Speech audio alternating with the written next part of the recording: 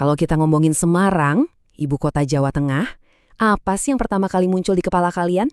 Mungkin kota modern yang sibuk ya? Tapi tahu nggak sih, di balik gedung-gedung tingginya, ada sebuah kisah yang panjangnya lebih dari 1000 tahun.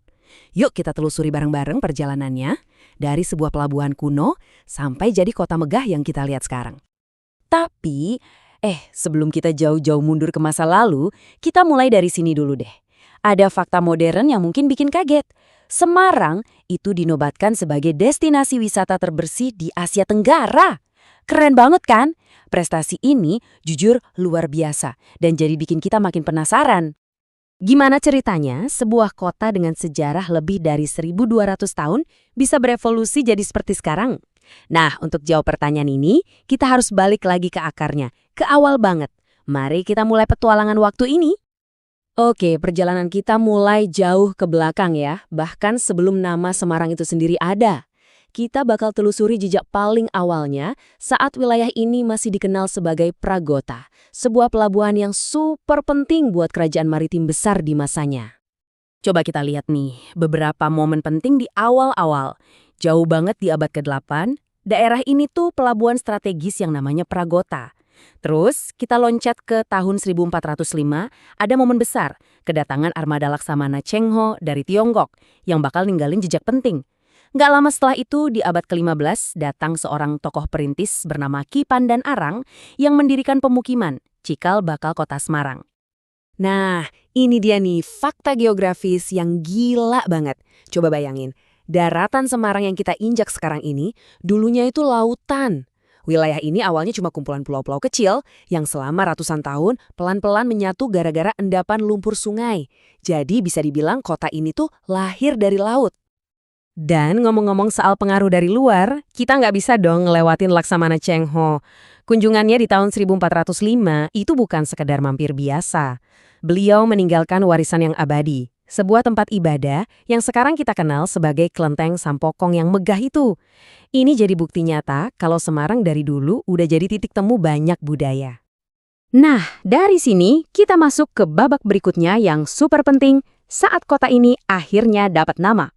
Dan ceritanya unik banget tentang seorang pendiri dan pengamatannya terhadap sebatang pohon. Jadi, tokoh utamanya di sini adalah Ki Pandan Arang. Beliau ini bukan datang atas kemauan sendiri loh, tapi diutus langsung oleh Kesultanan Demak, sebuah kekuatan politik yang besar banget waktu itu. Tujuannya? Untuk membuka lahan baru. Ini nunjukin kalau wilayah ini udah dianggap strategis dari zaman dulu. Dan disinilah momen ahanya asal-usul nama Semarang.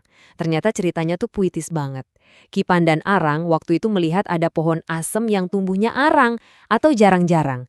Dari dua kata itu, asem dan arang, lahirlah nama Semarang. Sesederhana itu, tapi penuh makna.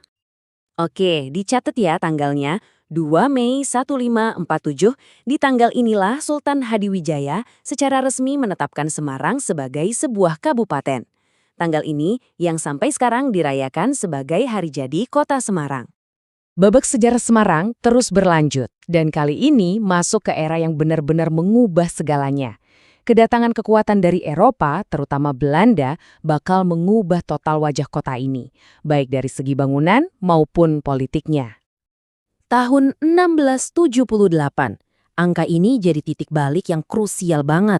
Sebuah kesepakatan terjadi yang akhirnya menyerahkan kendali kota ini ke tangan VOC, alias Perusahaan Hindia Timur Belanda.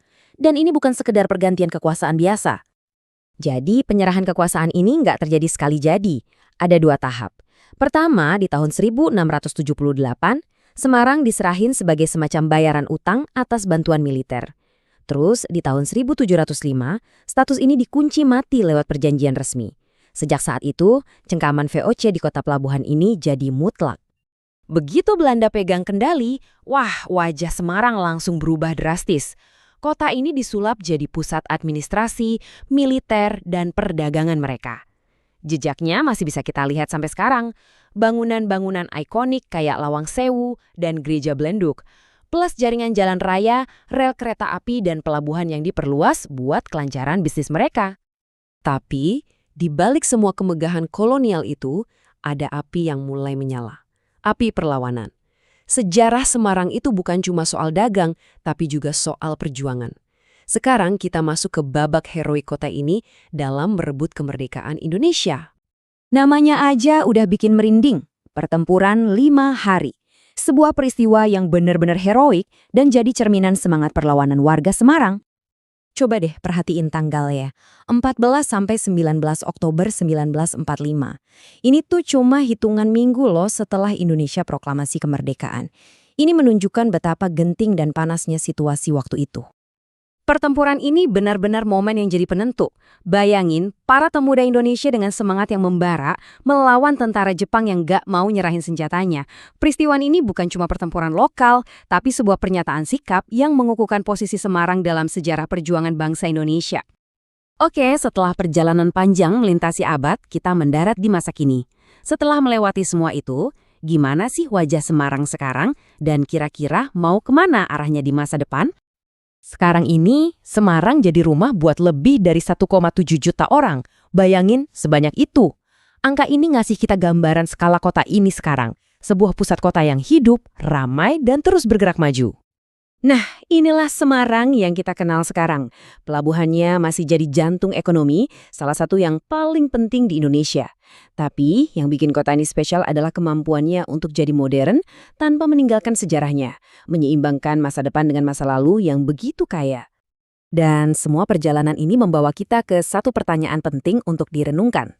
Perjalanan Semarang ini luar biasa ya, dari pelabuhan kuno Pragota sampai jadi kota metropolitan yang bersih. Kota ini udah membuktikan kalau ia tangguh dan bisa beradaptasi. Pertanyaannya sekarang, gimana caranya Semarang akan terus menjaga keseimbangan antara menghormati sejarahnya yang berlapis-lapis ini sambil terus membangun masa depannya? Sebuah pertanyaan yang menarik untuk kita pikirkan bersama.